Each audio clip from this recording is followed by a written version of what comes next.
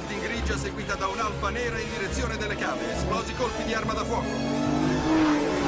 Abbiamo l'infrazione 231, CDS 242,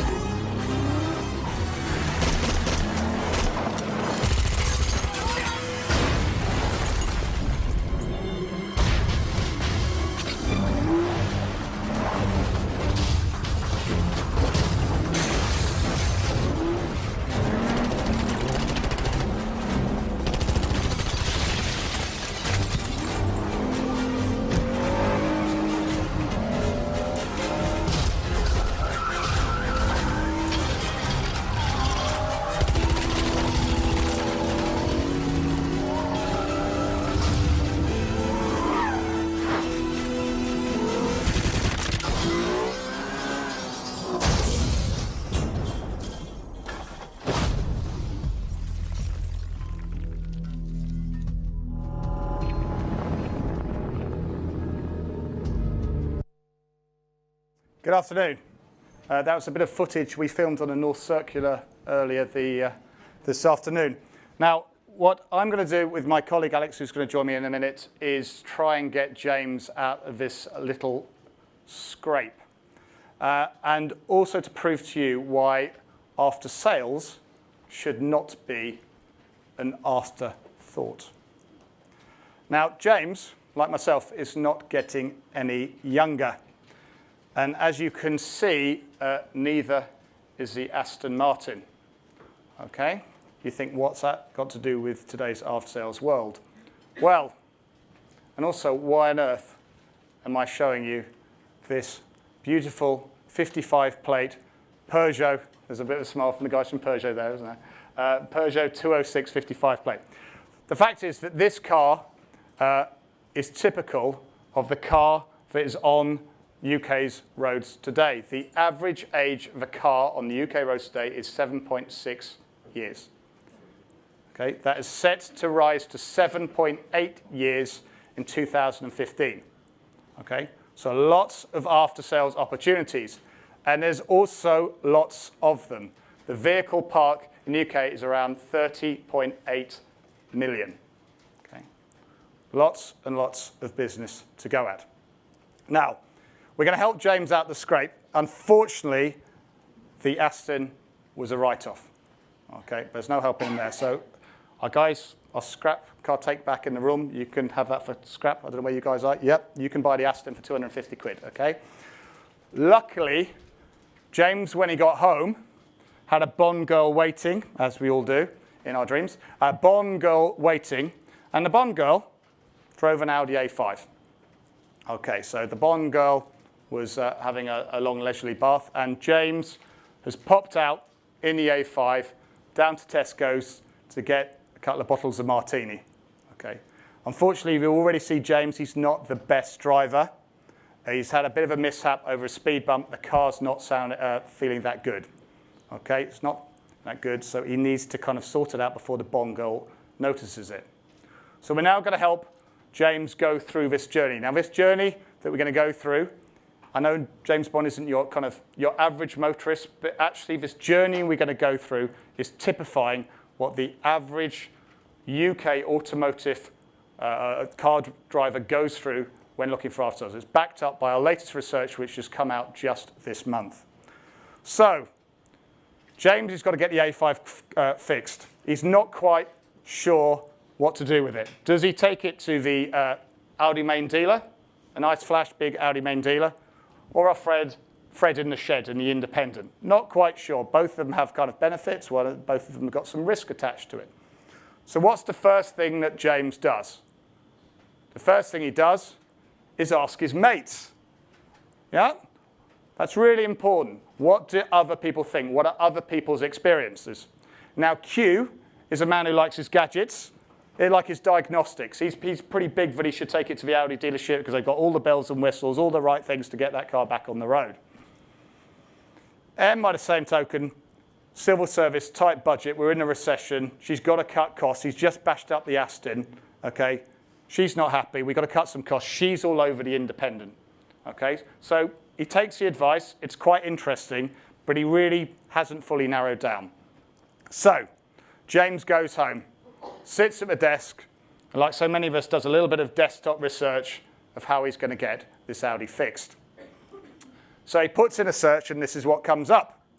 Now, some of you in the room might want to have actually had a look in at servicing James's Bond girl's Audi. Some of you might be a bit disappointed that you didn't show in the search, but take note, you need to be in there next time. But these are the guys that came up. He saw that actually Evans Helshaw, his local dealer, popped up there at number 2. And they also say, see our fantastic price guarantee. So that's great. It's his local Audi dealer. He thinks probably I ought to kind of keep it within the franchise. I'm going to click on them and have a look at them. So he clicks through to look for this fantastic price guarantee. Now, this Bond girl, like all good Bond girls, is a bit racy. So she's got a 3-litre Audi. So he's a bit disappointed to find that actually the website doesn't even give him the price for a 3-litre. So he's none the wiser. He hasn't got the information he's promised on the advert. So therefore, they're out the game. They just didn't provide what they promised. So he goes back to this lot servicing stop. He hasn't really heard of them before, so he's intrigued. His eyes are drawn to the fact that they've got 5 stars. So they've got some people who reviewed them, so that kind of looks good. He also likes the fact they collect and deliver. James Bond is a man with little time. That's going to be really useful for him, but they can kind of collect and deliver. And also his Audi warranty is protected because he was worried about that. So he goes, OK, I'm going to dig a bit deeper. Clicks through to their site, puts in the reg number to get the quote, and also importantly, sees a video of how it works, because he didn't know how their model worked. But with the video, he's now engaged. He understands how servicing stop work. So he likes that. But he goes back and reflects at home, as only James can do. On his tablet, in the bath, with a martini, shaken, not stirred, researching away on the tablet, looking a little bit more. Because now his eyes have been opened to the fact that maybe independent garages might not be that bad. So he's going to dig a bit deeper. He digs a bit deeper and types in Audi independent specialist. And 3 come to mind. And all the adverts he's quite intrigued about. One of them shows the map. That's quite interesting. He wants to know how he can get there, because I'm not sure the Audi A5 is the Bond girl has got sat-nav, so he's got to be able to get there. Others have got online booking. That sounds pretty cool. Lots of kind of reviews there. That's great. OK, he's lots of good points in some of those adverts. So equally, then he's out and about. You've got to remember that this whole research period is not done and dusted quickly. The average time our research is showing that people take to make an after-sales decision, it's not hours, it's days, 8 days on average to make an after-sales decision. Write that down, people. 8 days, because you all thought it was 8 minutes. It's 8 days to make an after-sales decision. It's a long decision-making process. So James is now out and about. He's on his mobile. The great thing is when he carries on doing that search on his mobile, he gets exactly the same response. So good guys. Same response there on mobile. So they're on mobile as well. Again, he doesn't know about these guys. He wants to understand more. He wants to trust these people. He hasn't heard about them before. Clicks on one of them, GSF. OK, he wants to learn more. He goes on Quaip, so therefore a third-party review site. He reads through the reviews. Really good 5-star reviews. He's getting a little bit more confident in them as well. He also goes to their Google Plus local page and also finds that they've got great reviews. Sounds good. Actually, the risk is lessened. I hadn't heard about them, but I feel a lot more confident because so many other people have reviewed them and given them good reviews. So he's back on the mobile phone. Now, equally, it's important to note that all 3 of those garages have made it really easy to book. Okay? They've all got click to call. James is time poor. Yeah? He wants to click to call. And he therefore clicks to call there and then, books for service, all done. Okay? Now, possibly more people might book online. James might book online, but generally the after-sale industry is lagging in this regard. It's damn difficult to book your car in online. Lots of people in the audience might pretend they do it, but it's rubbish. Okay, you've got to get better at that. It's really difficult to book your car in online, to get the slot, to get the pricing. It's not very good. That has to get better. But anyway, these guys have made it easy with click to call. So they've called, he's booked it in online. He's then got the car serviced, got the car mended. It's all happened really quickly. He's really happy. He's got the car back on the driveway before the Bond girl has got to even out the bath. She might look a bit like a kind of sultana by now. She's been there for a long time. That's what Bond girls do. It goes to the territory. Now, James is really happy with that. He's really happy with that. He gives a kind of Bond thumbs up to that. He's really happy with that, how he's done it. And he does what most consumers do, or most consumers, a large portion of consumers do, is to share his feeling about how GSF were. His English isn't very good. James Bond very happy, but I guess anyone would want James Bond very happy written there as a review. But James Bond has been very happy with the service that he's got from GSF. Okay, maybe perhaps a slightly ridiculous journey with James Bond, but actually highly typical. So let's just go through. Let's reprise what James did. He used a number of different areas. So he's looking over 8 days. He's gone to a number of different sources. Third-party websites were really important to him. He wanted to understand that he could trust the people that he was going to put that cars in the capable of hands, the people whose hands he was going to put his car in. He used search. He used search all the way through his process. He also used search multiple times. He also used search on multiple devices. He searched on his tablet, in the bath. He searched on his mobile, on his yacht. And he searched on his desktop at his desk. That's not so sexy, is it? But his desk. He also used video. Okay, we showed one example of using video. He was engaged in the video. It educated him. He understood a lot more because he used video when video was available. He also used other things. He used a map that came up in search to find out where things were. That made it easier for him. He knew it was in his locality. He also used local search in his kind of Google Plus local page. He used that as well. Okay, so that's the journey of James Bond. Alex, over to you. So when James Bond does need servicing, how can you ensure he comes to you? Well, as Hugh's already alluded to, for the first time this year, we've conducted some fairly intensive research into the research and purchase process behind finding servicing, parts, and tyres. And I'm going to share with you the top line results of that. And I want to dive straight into the most important factor of all, which is, of all the sources that James looked at, which are the most influential? And how we're going to do that is with a little bit of a guessing game. Now, a few of you have played this before, probably with me. What I'm going to do is we asked our survey respondents to rank in order just how influential different sources of information were. So, first off, we asked them about traditional printed publications, so newspapers and magazines, and they gave a score of 1.5. Now, the next thing I want to ask you about is direct mail. So, focused time direct mail in line with MOTs, in line with expected servicing schedules. Was that higher or lower influence than newspapers and magazines? Let's hear it. Okay. It's lower. 1.1. So 1.5 and 1.1. Okay. So what about the websites of a typical servicing centre? You quick fit your National Tyre. Higher or lower? Okay, was it higher? Yes, higher. In this case, up to 6 times higher than that carefully timed piece of direct mail in the post. All right. So what about, the man from Google asks, search engines? Higher or lower? Okay. Weird that. Higher, 10.5. So we're looking at nearly 10 times higher than other sources. All right. What about the service advisor himself? So the point of contact in the dealership or in the servicing outlet. Higher or lower?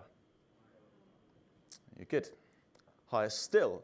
So even though digital sources are many factors more influential than an offline source, in this case, the point of contact at the servicing center, the trusted expert is still very much the trusted expert. Okay. What about friends and family? Brilliant. Friends and family. The most influential source of all is the opinion of your friends and your family. Number one, by some margin, by many, many multiples. Okay. So those are the influencing factors. How can you ensure success in this field? We've identified 4 key pillars that I'm going to take you through one by one. Those pillars are visibility. Can your business be found? Reputation. First of all, is it any good? And secondly, do people know about it? Thirdly, ease of use. How easy is it to do business with you? And then finally, engagement. So what are you offering that your competitors are not? How are you adding that little bit more? So let's look at each one of those in turn, starting with visibility. So in short, don't go invisible like Bond is about to do. But in a bit more detail, here's a bit of a summary for you.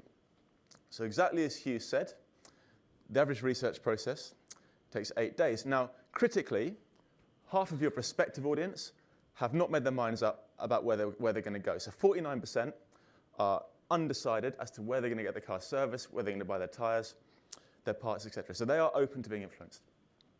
Unexpectedly, virtually everyone is going to go online as part of that process. And then clearly online is not just, as Hugh said, it's not just about one device, it's a multi-device platform. So for frame of reference, people are 2.5 times more likely to use their smartphone as part of that research process than they are a printed publication, so a newspaper or magazine. 2.5 times more likely. So the opening challenge, obviously, is do your efforts and does your marketing plan reflect this behavior? So when it comes to visibility, is this working? Yes, good.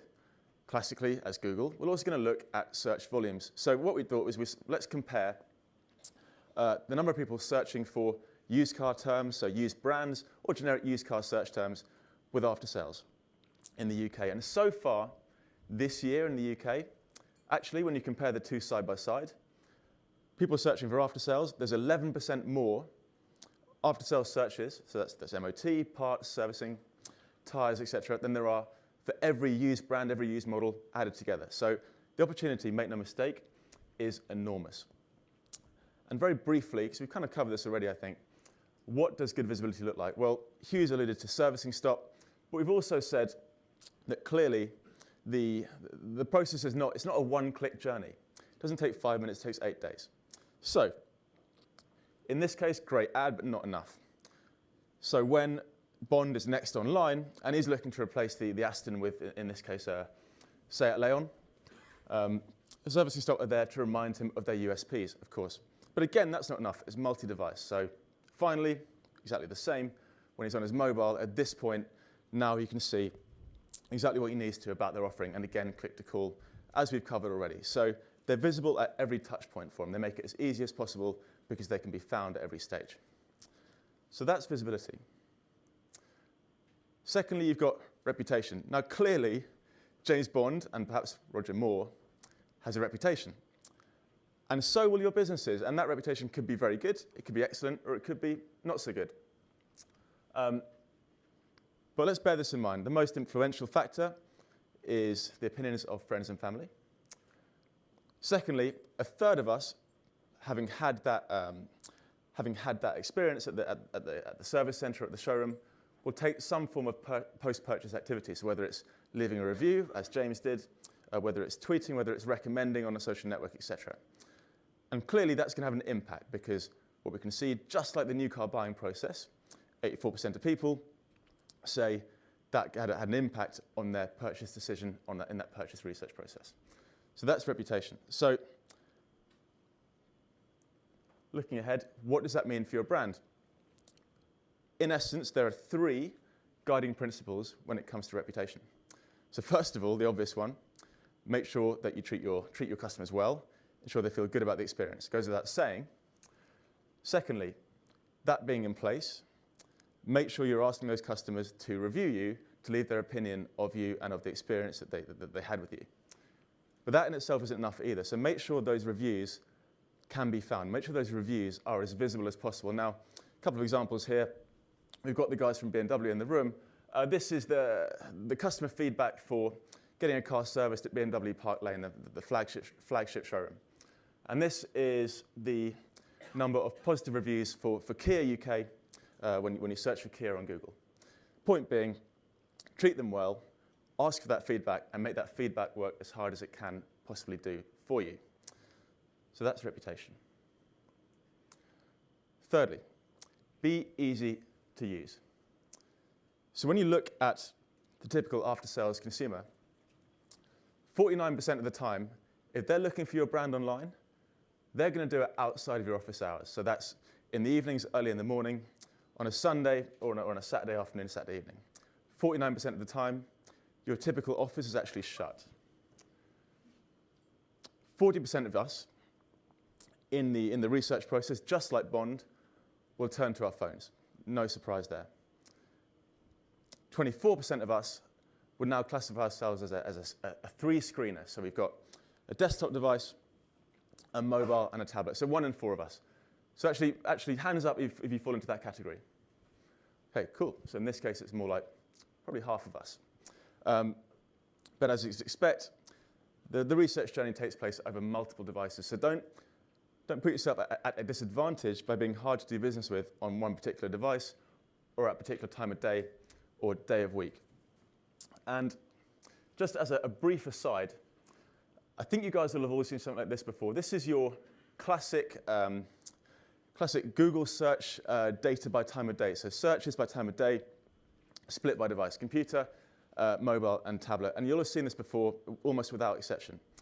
But the reason why I'm highlighting this is that these searches are specifically for after-sales search terms, tires, MOTs, parts, etc., etc. And the point I want to make is that the research process for this kind of thing is no different at all to when someone's searching for a holiday, a mortgage, insurance, etc. Typical journey, leads with the phone early in the morning when they're commuting, and then in the evening, the tablet comes into its own, late night on the sofa, in bed, that kind of thing. No different. So in the world of kind of after-sales best practice, what does being easy to use and easy to do business with look like? And in this case, I am going to use an example recently launched from the UK, and this is from Audi UK. So Audi have equipped all of their servicing centres and all their technicians with small kind of handheld cameras so that when your car is being booked in and there's that awkward moment in the afternoon, normally you get a phone call saying, sorry sir, brake pads need to be done as well. Instead, they can send you a link with a link to a video of your car showing the exact wear and exactly what needs to be done. Suddenly makes that process far more transparent and far easier to do business with, and actually far easier to make more parts revenue from as well. So I'll pipe down at this stage and let the guy talk. We'll text you a secure PIN number and then email you a link to the film, which can be viewed on any device, including your mobile. The technician will then explain to you the work which we recommend doing. We've found that your front brake pads are 100% worn. This is what a new pad will look like, and we would advise replacing these today. Thank you very much. If you want to proceed, you can simply authorise the job there and then with confidence at the touch of a button. So whether you're at home, in the office, or on the move, AudiCam gives you a unique perspective, the likes of which has never been seen before in the automotive industry. AudiCam, another industry first from Audi. Cool. So another industry first from Audi. But the point being, that can take place on any device at any time. Makes it very easy for that transaction to take place and be completed. Okay. So finally, engagement. Belinda's already mentioned that 7 out of 10 of us are going to turn to online videos when it comes to researching parts and service. And as an aside, that figure, if you're researching tyres, is 79%, it's even higher. And you know what? It's not really that surprising, because in the UK, on YouTube, there are 7.7 million videos classified as having after-sales content. And much of that will be kind of how-to guides, how to do this, how to do that, as has been mentioned. And then finally, again, just like the car buying process, people who watch those online videos will walk away with an overwhelmingly positive perception of that brand of tyre, of that seller, of that kind of expert in their field. So if you can get video on people's radar, it will positively influence their purchase decision and the decision as to who they do business with. Okay, so I want to illustrate that point here with a classic piece of consumer behavior that we see time and time again. So here we've got someone going online to do some repairs on their Ford Taurus. So in this case, they are going to replace the front shock absorbers on their used Ford Taurus. Types it into Google, hits return. First result, video. Very common when you have a how-to search result. Loads up the video. Before you can watch that, he's actually going to see a brief pre-roll from We Buy Any Car. In this case, he's not looking to change or value his car at this point. He's looking to fix it, so they'll skip it.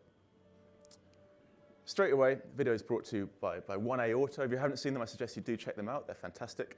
The trusted expert we talked about, the second most influential source, introduces himself, talks about the parts they needed. So in this case, it's a parts prospect he's looking for particular parts to do the job.